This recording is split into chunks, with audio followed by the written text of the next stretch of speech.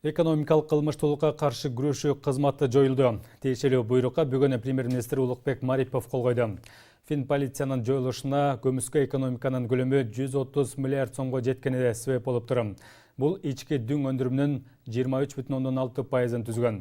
Демек, финансылык полиция өз функцияларын жеткиликтүү деңгээлде аткарбаганынан кабар берет деп айтылат өкмөт келтирген негиздемеде. Мындан тышкары көз карандысыз эксперттер жана бизнес коомчулуктун өкүлдөрү экономикалык кылмыштуулукка каршы күрөшүү кызматы коррупцияга малынган деп арызданышып, алардын ишине кийлигишип жатканын билдиришкен экен. Белгилүү болгондой, Финполицияны 17 октябрдан бери Сыймык Жапыкеев жетектеп келген. Президент Садыр Жапаров бүгүн судьялар менен жолугушту. Иш-чара аларча мамлекеттик резиденциясында өткөрүлүп, ага өлкөнүн бардык аймактарында иштеген 400дөн ашуун ФМД өкүлү чакырылган. Жолугушууга Жогорку соттун төрайымы Гүлбара Калиеванын ордуна орун басары Нургүл Бакирова катышты. Алгач дегенде эле өлкө жетекчиси сот системасынын кызматкерлерин кесиптик майрамы менен куттуктап, ак калпак күнү менен бир күндө майрамдалуусу символикалуу көрүнүш экенин белгиледи. Анткени эркектердин улуттук баш кийими тазалыктын белгиси катары сыпатталат дейт мамлекет башчы. Мамлекет соттордун ишине болгон кийлигишүүлөргө реалдуу түрдө тосмо коюп, андай көрүнүштөрдү түп тамырынан бери жок кылып, ар бир басым кылуу фактысы боюнча ыкчам териштирүү жүргүздүрүп, күнөөлүүлөрдү жоопко тарттырышы керек. Биз Кудай буйрса мындан ары ошого жетебиз. Ошондой эле прокуратура органдары дагы өздөрүнүн кыймыл аракеттери менен сот тутумун көз карандысыздыгын бузбоого милдеттүү. Бардык талаш тартыш маселелерди кимдин гана ортосунда болбосун, күн мурунтан ар кандай күнөөлөрдү койбостон жана массалык маалымат каражаттары аркылуу коомчулукта кандайдыр бир пикирди түздүрүп, кырдаалды урчутпастан укуктук талаада чечүү маданиятына үйрөнүшүбүз зарыл. Бул жагдайда буйрса биз абдан чоң көңүл бурабыз жана мындан ары мен мамлекет башчысы катарында соттордун көз карандысыз принциптерин иш жүзүндө камсыз кылууга аракеттеримди багыттап болгон күчүмдү жумшайм.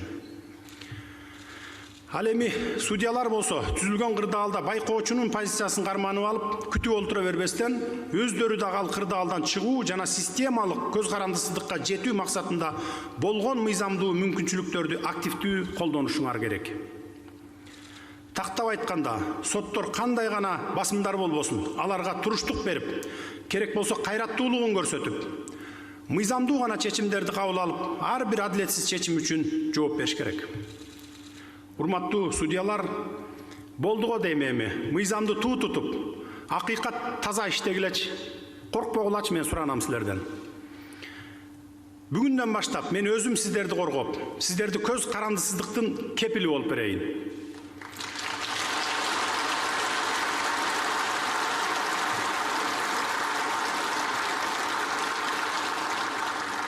Сиздер болгону кайраттуу болуп, эрктүүлүгүңөрдү көрсөтүп, кандай гана кийлигишүү менен басым болбосун, каршылык кылып бекем туруп бергиле.